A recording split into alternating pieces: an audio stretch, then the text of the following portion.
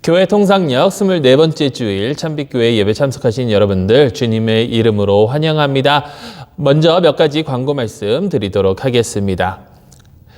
계속해서 코로나 바이러스로 인해서 저희 모든 집회 온라인으로 진행하고 있습니다. 언제 오픈할지 계속해서 상의 중에 있습니다. 아마 조만간 저희가 다시 함께 모여서 예배 드릴 수 있는 그 날짜가 정해질 것 같은데요. 그동안 많이 기도해 주시고 또 인내해 주시고 또 온라인 집회들 다 열심히 참석해 주셔서 우리 하나님과 더욱더 가까워지는 그러한 귀한 시간들이 될 수 있기를 간절히 소망합니다. 이번 주 수요일 계속해서 성경 공부 진행이 됩니다. 저희가 영적 훈련, 영적 성장과 훈련 계속해서 공부하고 있는데요. 이번에는 내적인 것을 지금까지 공부했다면 저희 외적인 훈련 이번 주부터 시작입니다. 많은 참석 부탁드리고요. 수요일 저녁 7시입니다. 계속해서 미국의 여러 가지 사태를 위해서 기도해 주시면 감사하겠습니다. 특별히 산불 사태, 저희도 영향권에 있고 또 태풍과 이런 여러 가지 자연지혜들 때문에 저희 교단에 있는 한인 교회들도 이렇게 피해를 많이 입은 것 같습니다.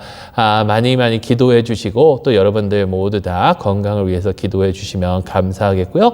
또 특별히 무엇보다도 저희 교회 당회가 지금 이제 결정하고 내리는 그런 사항들이 특히 이제 이 새로운 시대를 살아가면서 저희가 어떻게 교회를 이끌어 나갈지 계속해서 고민하고 있으니까 하나님께서 지혜 주시기 위해서 우리 함께 기도해 주시면 너무나도 감사드리겠습니다. 광고 말씀은 여기까지고 이제 우리 다 같이 기도하심으로 하나님께 예배 드리도록 하겠습니다. 기도하시겠습니다. 내게는 우리 주 예수 그리스도의 십자가 외에 결코 자랑할 것이 없으니 그리스도로 말미암아 세상이 나를 대하여 십자가에 못 박히고 내가 또 세상에 대하여 그러하니라. 전능하신 하나님, 하나님이 교회를 부르셔서 우리가 그리스도 안에서 주님과 화복되었음을 증언하게 하셨습니다. 우리를 도우셔서 주님의 사랑의 복음을 선포하게 하소서. 그리하여 누구든 듣는 자마다 주께 돌아오게 하소서. 이제와 영원토록 성부와 성령과 함께 한 하나님으로 살아계시고 다스리실 우리 주 예수 그리스도의 이름으로 기도합니다. 아멘. 우리 다 같이 사도신경으로 우리의 신앙을 고백하도록 하겠습니다. 나는 전능하신 아버지 하나님, 천지의 창조주를 믿습니다. 나는 그의 유일하신 아들 우리 주 예수 그리스도를 믿습니다. 그는 성령으로 잉태되어 동전녀 마리아에게서 나시고 본디오 빌라도에게 고난을 받아 십자가에 못 박혀 죽으시고 장사된 지 사흘 만에 죽은 자 가운데서 다시 살아나셨으며 하늘에 오르시어 전능하신 아버지 하나님 우편에 앉아 계시다가 거기로부터 살아있는 자와 죽은 자를 심판하러 오십니다. 나는 성령을 믿으며 거룩한 공교회와 성도의 교제와 죄를 용서받는 것과 몸의 부활과 영생을 믿습니다. 아멘. 이 시간 다 함께 우리 하나님께 찬양 드리도록 하겠습니다.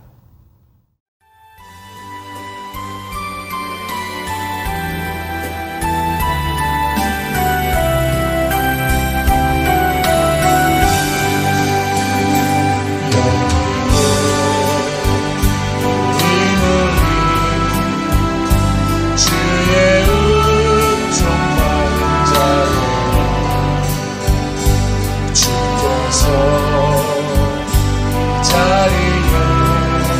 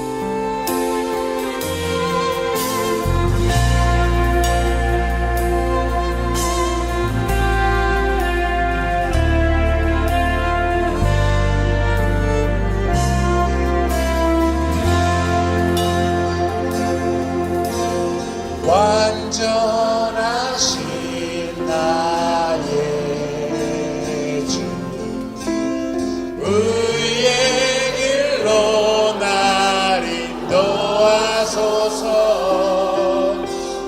행하신 모든 일 주님의 영광 다 경배합니다.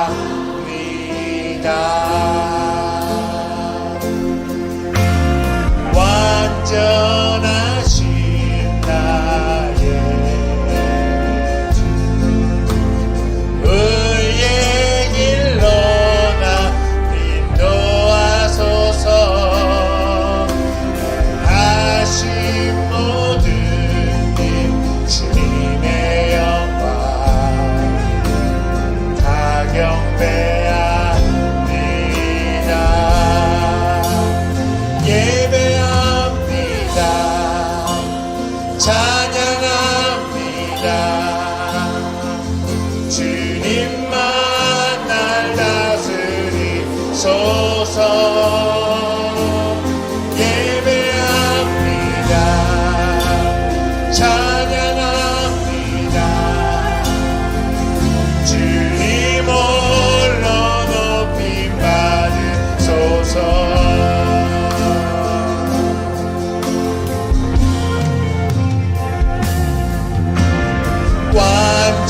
완전하신 나의 주 의의 길로 나 인도하소서. 하신 모든 일 주님의 영광 다 경배합니다. 예배합니다. 찬양합니다. 주님만 날 다스리소서. 예배합니다.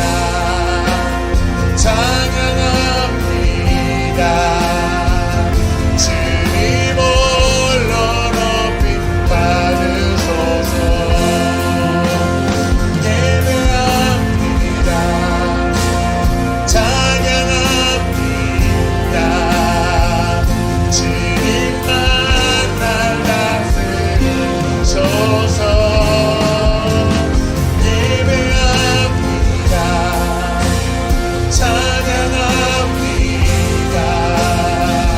주님 홀로 높임 받으소서. 예배합니다. 찬양합니다. 주님만 날 다스리소서. 예배합니다. 찬양합니다. 주님 홀로 높임 받으소서. 예배합니다. 찬양합니다. 주님만 날 다스리소서. 예배합니다. 찬양합니다.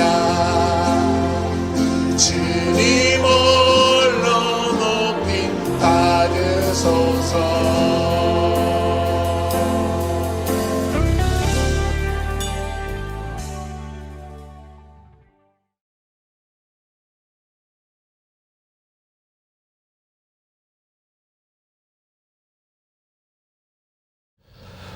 오늘 저에게 주시는 하나님의 말씀은 마태복음 18장 21절에서 35절 말씀입니다. 제가 봉독하도록 하겠습니다. 그때 베드로가 나와 이르되 주여 형제가 내게 죄를 범하면 몇 번이나 용서하여 주리이까? 7번까지 하오리이까? 예수께서 이르시되 내가 이르노니 7번뿐 아니라 7번의 70번까지라도 할지니라. 그러므로 천국은 그 종들과 결산하려 하던 어떤 임금과 같으니 결산할 때에 10,000달란트 빚진 자 하나를 데려오매 갚을 것이 없는지라. 주인이 명하여 그 몸과 아내와 자식들과 모든 소유를 다 팔아 갚게 하라 하니 그 종이 엎드려 절하며 이르되 내게 참으소서 다 갚으리이다 하거늘 그 종이 주인이 불쌍히 여겨 놓아 보내며 그 빚을 탕감하여 주었더니 그 종이 나가서 자기에게 100데나리온 빚진 동료 한 사람을 만나 붙들어 목을 잡고 이르되 빚을 갚으라 하매 그 동료가 엎드려 간구하여 이르되 나에게 참아 주소서 갚으리이다 하되 허락하지 아니하고 이에 가서 그가 빚을 갚도록 옥에 가두거늘 그 동료들이 그것을 보고 몹시 딱하게 여겨 주인에게 가서 그 일을 다 알리니 이에 주인이 그를 불러다가 말하되 악한 종아 내가 빌기에 내가 네 빚을 전부 탕감하여 주었거늘 내가 너를 불쌍히 여긴과 같이 너도 내 동료를 불쌍히 여김이 마땅하지 아니하냐 하고 주인이 노하여 그 빚을 다 갚도록 그를 옥졸들에게 넘기니라. 너희가 각각 마음으로부터 형제를 용서하지 아니하면 나의 하늘 아버지께서도 너희에게 이와 같이 하시리라. 아멘. 하나님의 백성을 위한 하나님의 말씀입니다. 하나님께 감사드립니다.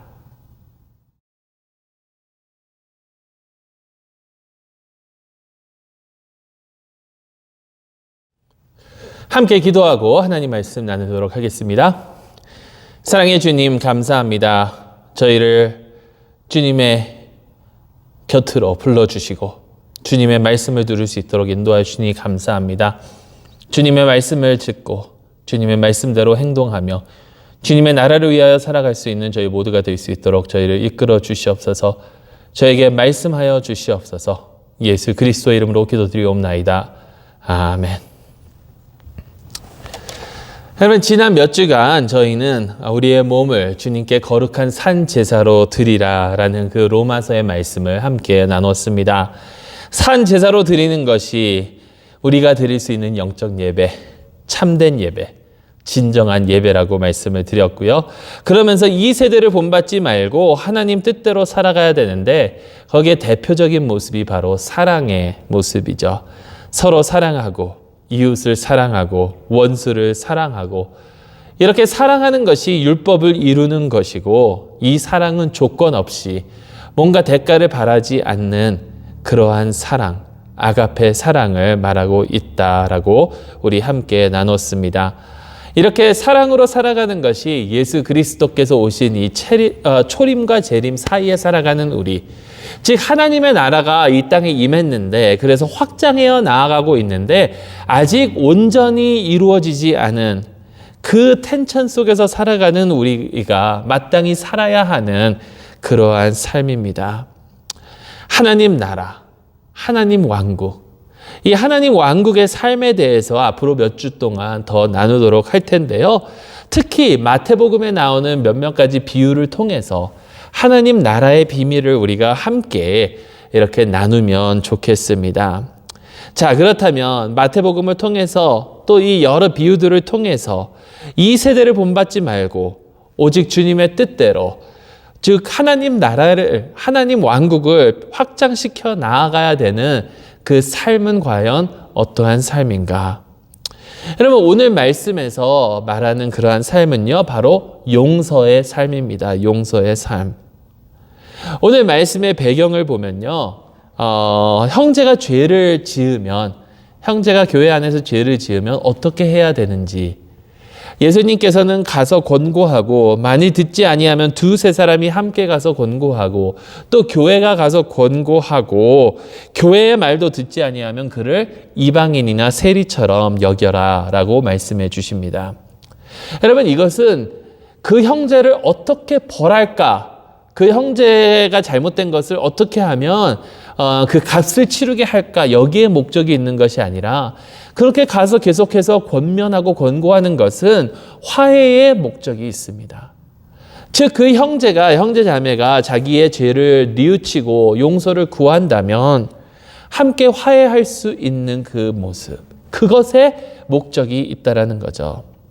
자, 이러한 말씀 가운데 베드로가 묻습니다. 예수님께 21절 말씀에 주여 형제가 내게 죄를 범하면 몇 번이나 용서하여 주리이까? 7번까지 하오리이까? 여러분, 베드로가 7번까지 하오리까라고 한 여기에 대해서는 여러 가지 견해가 있습니다. 어떤 사람들은 7은 완벽한 숫자니까 베드로는 완벽하게 용서해야 되느냐라고 묻는 것이라고도 하고요. 또 어떤 사람들은 단순히 보통 사람들이 생각하는 것보다 더 많은 기회를 상대방에게 줘야 되는 것이냐라고 베드로가 묻고 있다라고 하고 있습니다. 그 시대에 용서는 한 3번까지만 용서하라라고 하는 그런 가르침이 있었다고 그래요. 왜냐하면 3번 이상 용서를 해주면 3번 이상 같은 그 죄를 범하면 그것은 진정한 회개가 아니니까 3번 이상 용서해 줄 필요가 없다. 그래서 아무튼 어떻게 우리가 베드로의 이 말을 받아들이건 간에 베드로는 일반 사람들보다는 다른 그러한 모습을 보여주고 있다라는 거죠. 다른 사람들보다는 조금 더 그래도 용서할 마음이 있는 것이 베드로. 그러한 자기 자신을 어떻게 보면 나타내는 것이라고 볼 수도 있겠죠. 왜냐하면 18장 서두에는 누가 천국에서 더 크냐를 제자들끼리 다투고 있었거든요.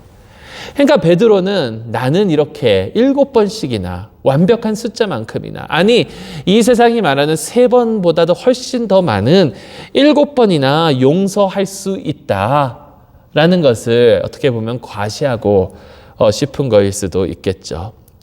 근데 그런 베드로에게 어떻게 보면 칭찬을 받을 거라고 생각한 베드로에게 예수님께서는 이런 말씀을 하십니다. 7번뿐이 아니라 7번을 70번까지 할지니라. 7번을 70번까지라도 할지니라. 그러니까 뭐 쉽게 계산을 하면 490번까지도 용서해야 된다라고 예수님께서는 말씀하셔요. 7번을 70번이라도. 그러면서 오늘 저희가 함께 나눈 그 비유의 말씀을 예수님께서는 하십니다.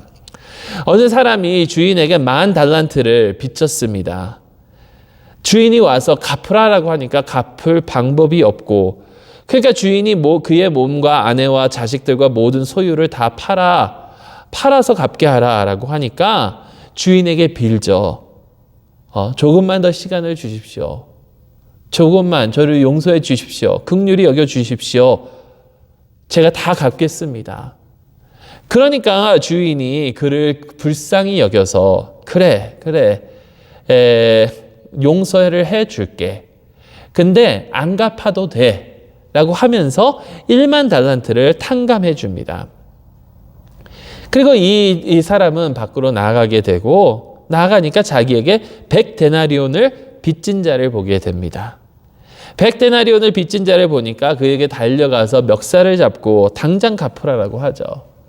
그러니까 100데나리온을 빚진 자가 조금만 더 시간을 달라라고 하니까 그것을 참지 못하고, 자기가 지금 10,000달란트를 용서받은 것을 참지 못하고 이 100데나리온을 빚진 자를 옥에 가두게 됩니다. 그리고 이것을 다른 동료들이 목격을 하게 되고요. 주인에게 가서 말을 하고, 주인은 탕감했던 그 빚을 탕감해 준 것을 취소하고 오히려 이 사람을 옥졸들에게 넘겼다라고 비유는 말씀하고 있죠. 그러면 여기서 옥졸들은 그냥 단순히 옥을 지키는 사람들이 아니라 고문을 하는 자들이더라고요.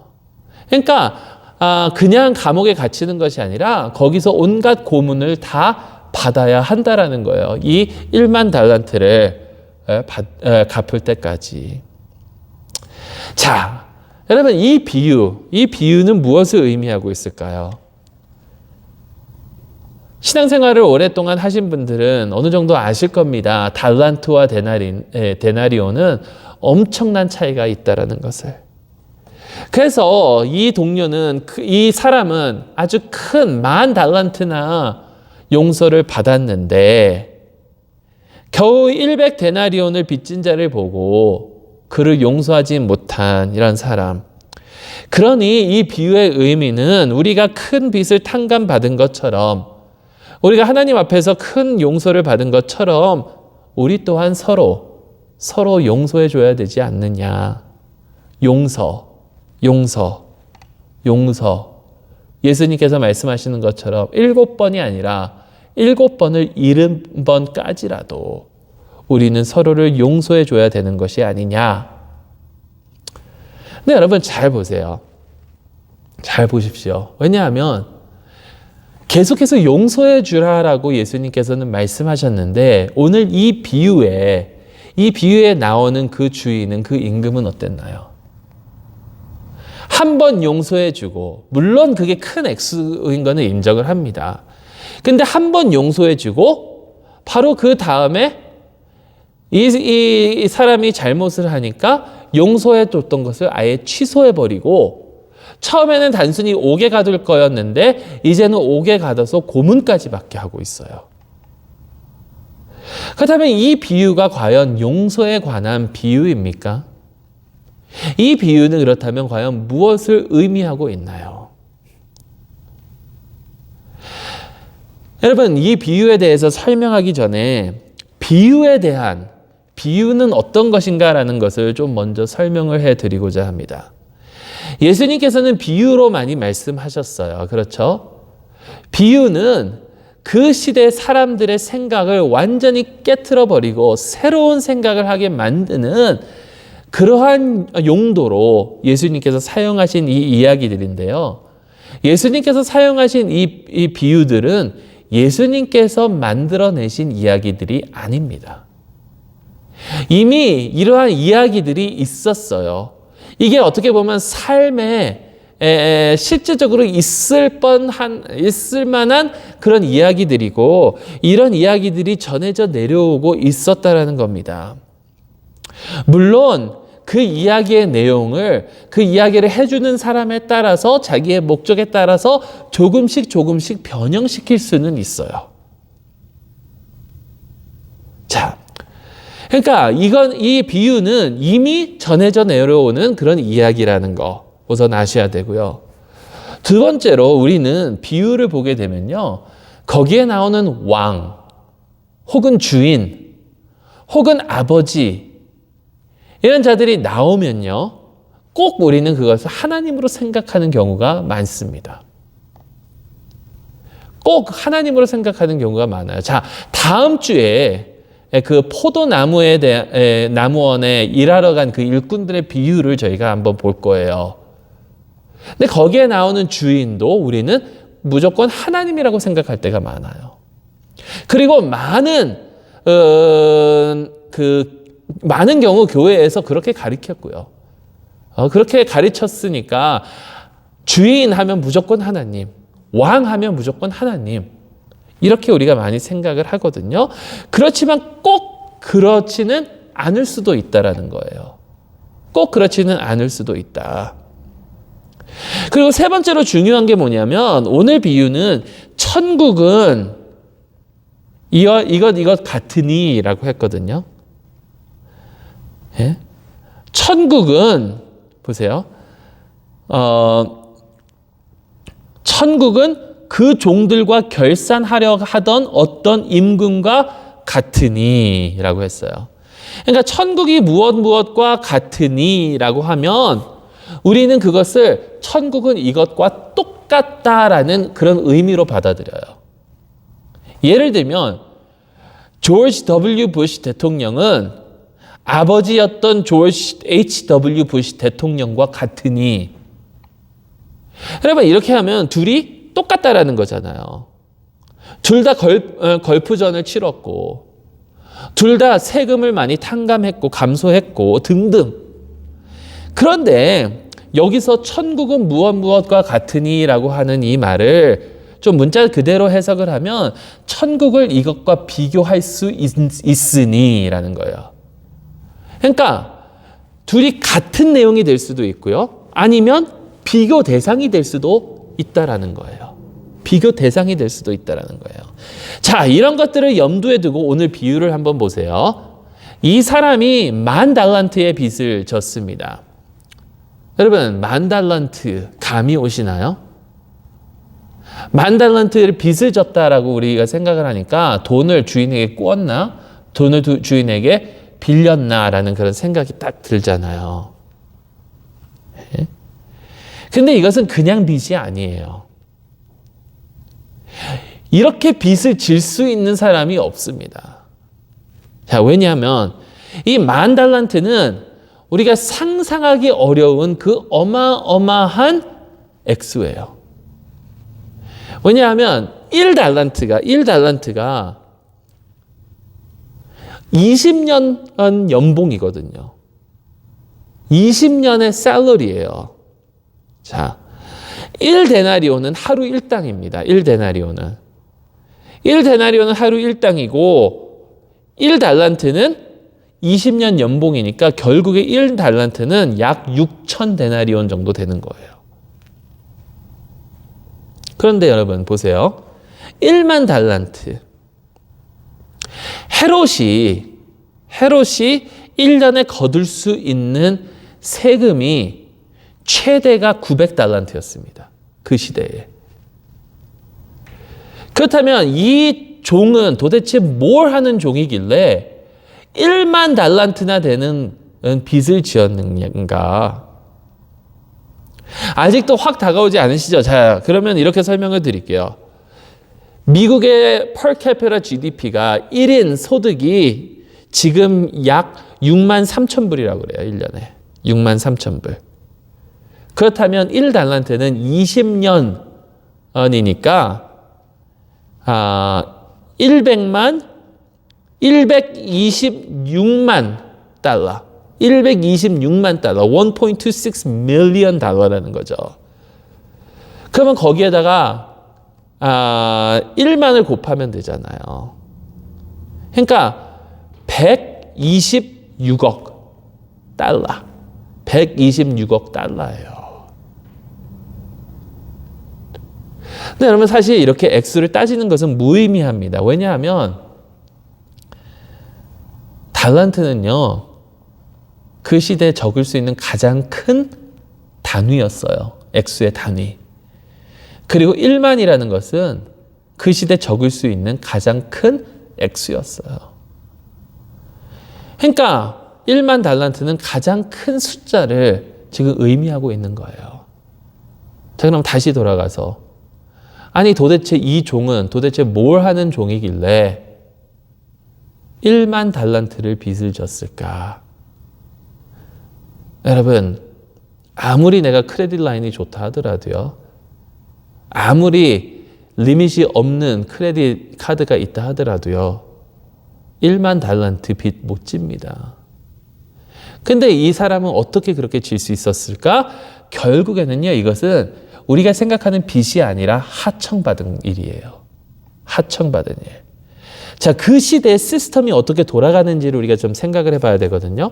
그게 뭐냐면 그 시대에 왕이 있습니다. 임금이 있습니다. 혹은 주인이 있습니다. 그러면 이 권력을 잡은 자가 그 아래 관료들을 사용을 해요.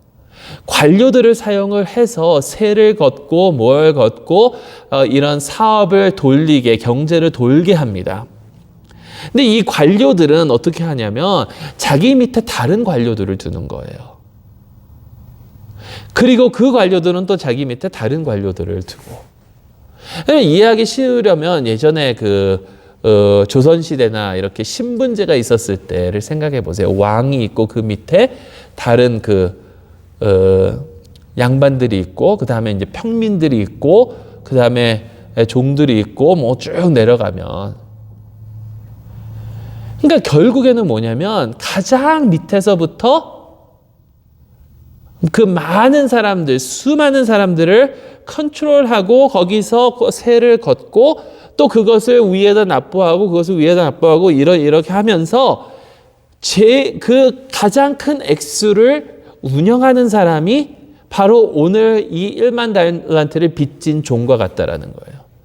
그러니까 이 종은 1만 달란트를 걷어서 주인에게 줘야 되는 그 의무가 있었다라는 거예요.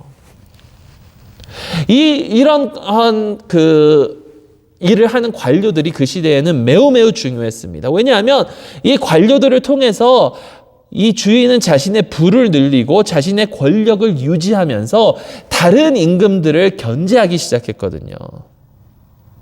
나에게 좋은 관료가 있어서 이 관료가 내 밑에서 이런 것을 잘 운영을 하면 다른 임금들 혹은 다른 왕들을 견제하면서 내 권력을 키울 수 있는 그러한 역할을 한다라는 거예요. 그러니까 이 관료가 굉장히 중요한 사람이에요. 그러니까 이 관료는요, 1만 달란트를 빚진 이 종은요, 종이 아니라 어느 위치에 있는 그 관료인데 임금으로부터 하청을 받았고 능력이 있고 지위가 굉장히 높은 그러한 관료라는 거죠. 근데 어떻게 되는지, 어떤 이유였던지, 어떤 실수를 이 관료가 저질렀던지 간에 빚을 갚지 못하자 종으로 팔릴 뻔합니다. 여러분, 이건 그 시대에 굉장히 자주 일어났던 일이에요.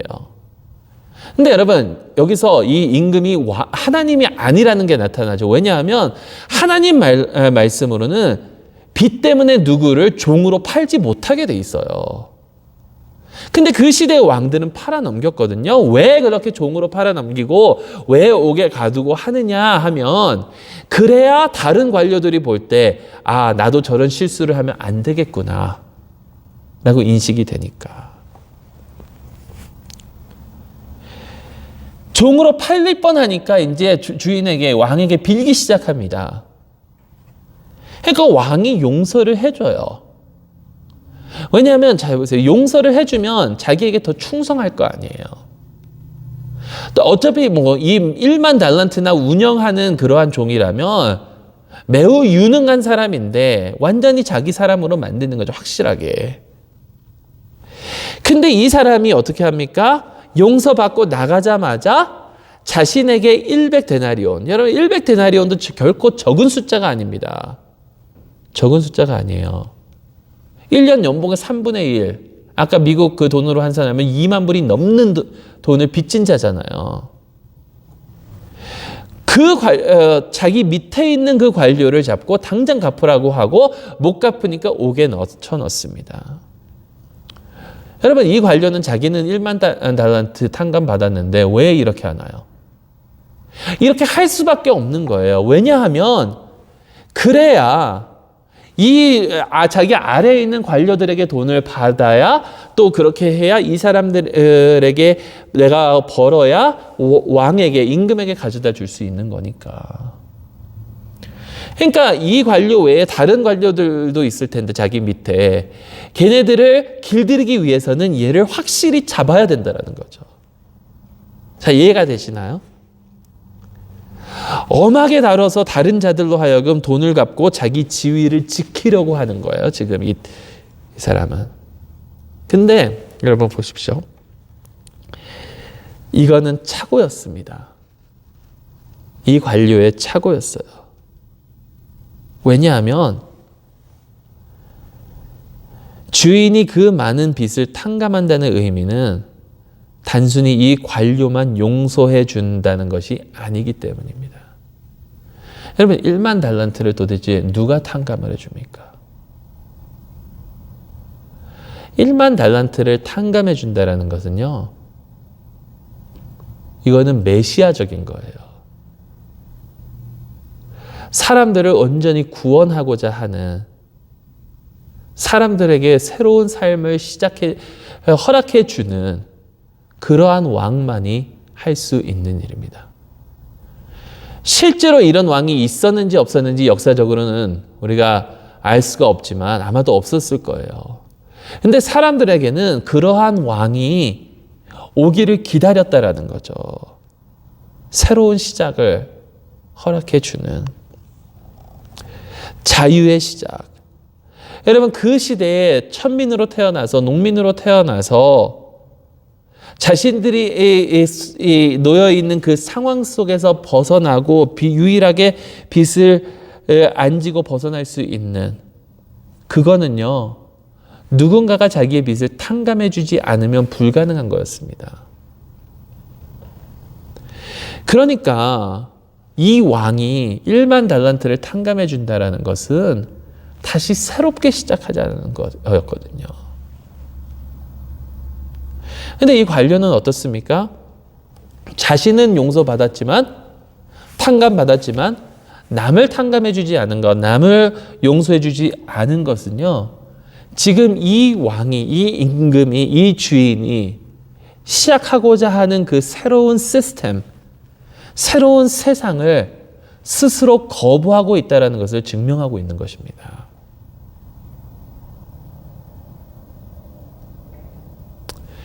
자, 이 비유의 목적. 하나님 나라는 이와 비교되는 나라잖아요. 이 세상과는 다른 나라. 지금 이 관료가 부정한, 이 관료가 묶여 있었던 그러한 나라. 그리고 이 관료가 거부한 그 새로운 세상이 바로 하나님의 나라였다라는 거죠. 용서의 나라.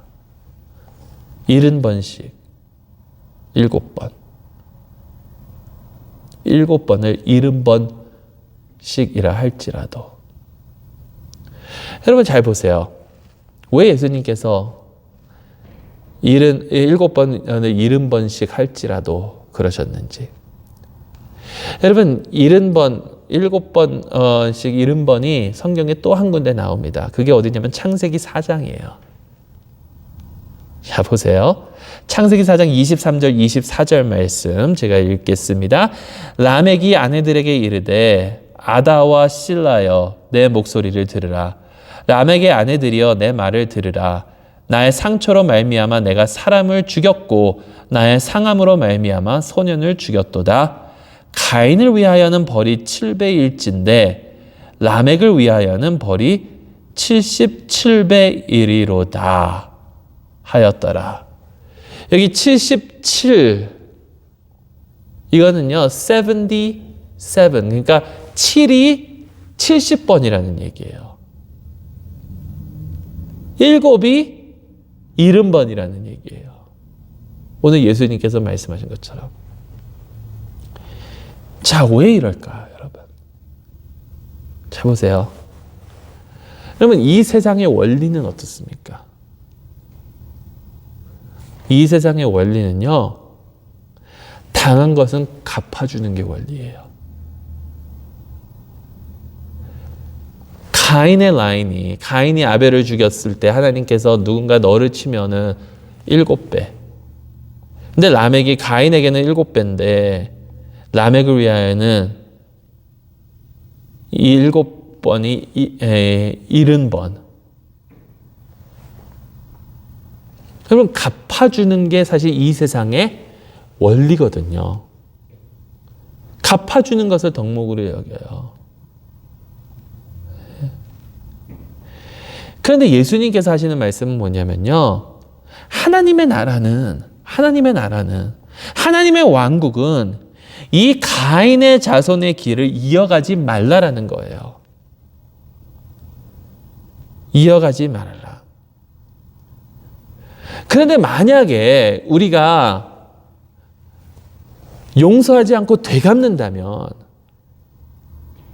이것은 그냥 단순히 그 사람과 나 사이에 평화가 없고 내가 그 사람을 용서하지 않은 것뿐만이 아니라 하나님 나라 자체를 거부하는 일이 되어버린다라는 겁니다.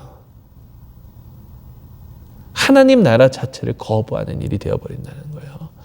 이 관료는 자기가 그렇게 용서를 받았음에도 불구하고 자신 밑에 있는 그 다른 관료를 용서해주지 않았기 때문에 그 용서받은 그 용서의 그 시스템 자체를 거부해버린 거예요. 그 세상을 거부해버린 거예요. 다시 말해서 하나님의 나라는요, 갚는 것이 아니라 용서의 나라입니다. 은혜의 나라이고 긍휼의 나라예요. 아까도 말씀드렸지만 회복이 목적이거든요. 회복이 목적인데 회복의 첫 단계는 바로 용서라는 겁니다. 우리가 그리스도를 통해서 우리가 용서를 받고 하나님과의 그 관계가 회복된 것처럼 용서는 사랑의 삶을 사는 것이고 하나님 나라의 삶을 사는 것이다라는 거예요. 그렇다면 여러분 우리의 삶을 한번 되돌아보시기 바랍니다. 우리가 지금 용서하지 못하는 자가 과연 있는가? 그 어떠한 것도 나에게 아무리 큰 죄를 지었다 하더라도, 나에게 아무리 큰 빚을 졌다 하더라도 용서하지 못하는 자가 과연 우리의 삶에 있는지. 여러분, 그것을 용서하지 못하면요, 결국에는 하나님의 나라를 거부하는 그러한 행위라는 것을 우리는 알아야 될 줄로 믿습니다. 약 5년 전 이야기죠. 찰스턴, 사우스캐롤라이나에 어느 흑인 교회에서 성경 공부를 하고 있었는데, 거기에 백인 청년 하나가 총을 들고 가서 12명을 총으로 쏩니다. 그 중에 3명은 생존했고 나머지 9명은 목숨을 잃었습니다. 성경 공부 시간에. 근데 그 교회의 목사님마저도 이제 목숨을 잃으셨는데, 그 교회 몇몇 분들이, 특히 자기의 아들이 거기서 죽은, 그리고 또 남편 목사님이 죽은 그 사모님을 비롯해서 몇몇 분이 이런 얘기를 했어요. 나는 너를 용서한다. 나는 너를 용서한다. 근데 그 인터뷰하는 장면을 딱 보니까 용서하는 게 힘들지 않았느냐. 근데 어떤 분이 그러시더라고요. 힘들지 않았다. 왜냐하면 하나님께서 거기에 우리와 함께 하신 것을 나는 느꼈기 때문에. 여러분, 그 어떠한 잘못이라 할지라도 용서 없이는 결국 하나님 나라를 거부하는 삶이 된다는 것을 우리는 결단코 잊지 말아야 될 줄로 믿습니다. 여러분, 우리는 이 세상의 길을, 가인의 자손의 길을 이어가는 자들입니까? 아니면 하나님 나라를 확장해 나아가는 자들입니까? 그것은 우리가 용서를 하느냐, 하지 않느냐에 달려 있습니다. 기도하겠습니다. 사랑의 하나님 아버지, 감사합니다. 저희를 사랑하시고 저희의 죄를 용서하여 주시고 저희의 빚을 탕감해 주시고 새로운 세상을 열어주시니 감사합니다. 그럼에도 불구하고 우리는 그 사랑을 거부할 때가 얼마나 많습니까? 그런 저희를 다시 한번 용서해 주시고, 아버지 하나님, 하나님의 나라, 하나님의 그 왕국의 삶을 용서함으로써, 서로 관용을 베품으로써 확장해 나아가는 저희 모두가 되게 하여 주시옵소서. 우리 주 예수 그리스도의 이름으로 기도드리옵나이다. 아멘.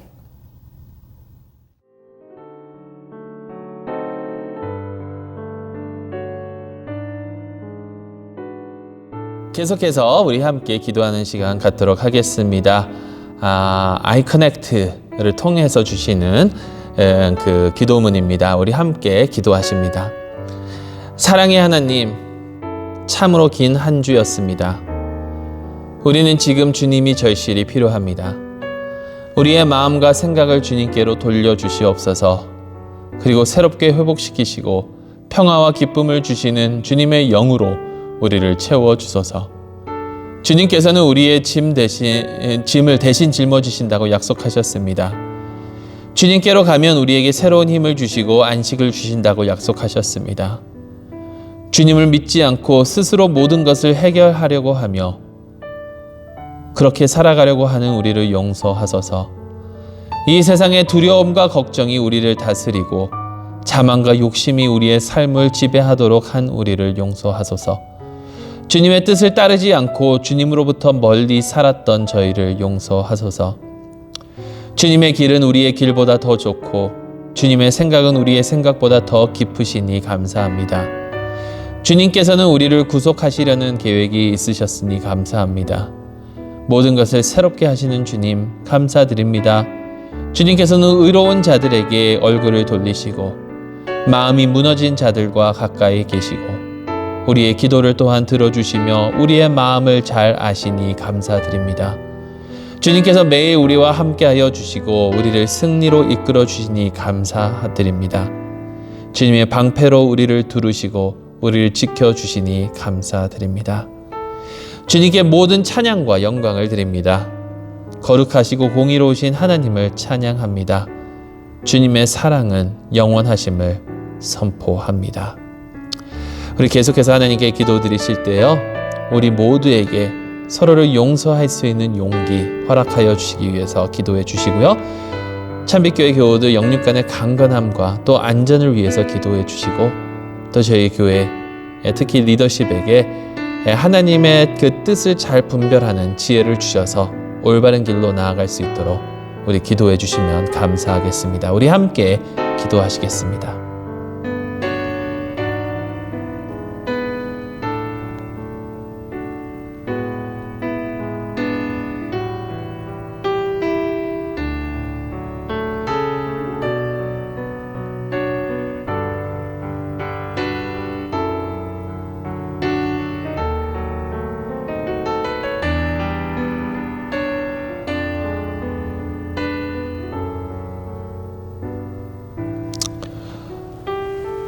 우리를 사랑하시고 우리를 용서하시고 우리를 회복시켜 주시고 우리를 주님의 자녀로 삼아 주신 우리 주 예수 그리스도의 공로와 이름을 받들어 간절히 기도드리옵나이다. 아멘. 우리 다 같이 찬송가 268장 같이 부르시도록 하겠습니다. 죄에서 자유를 얻게 함은.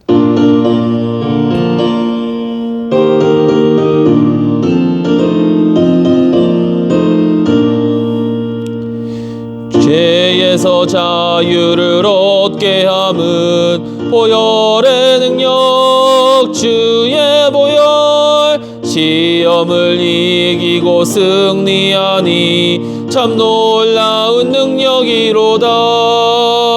주의 보혈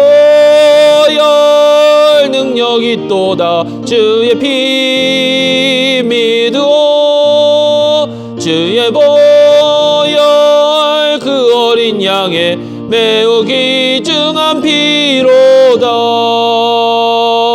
육체의 정욕을 이기림은 보혈의 능력 주의 보혈 정결한 마음을 얻게 하니 참 놀라운 능력이로다. 주의 보혈 능력이 또다. 주의 피 믿으오. 주의 보혈 그 어린 양의 매우 귀중한 피로다. 눈보다 더 희게 맑히는 것 보혈의 능력 주의 보혈 부정한 모든 것 맑히시니 참 놀라운 능력이로다. 주의 보혈 능력이 또다. 주의 피 믿으오. 주의 보혈 그 어린 양의 매우 귀중한 피로다. 구주의 복음을 전할 제목 보혈의 능력 주의 보혈 날마다 나에게 찬송 주니 참 놀라운 능력이로다. 주의 보혈 능력이 또다. 주의 피 믿으오. 주의 보혈 그 어린 양의 매우 귀중한 피로다.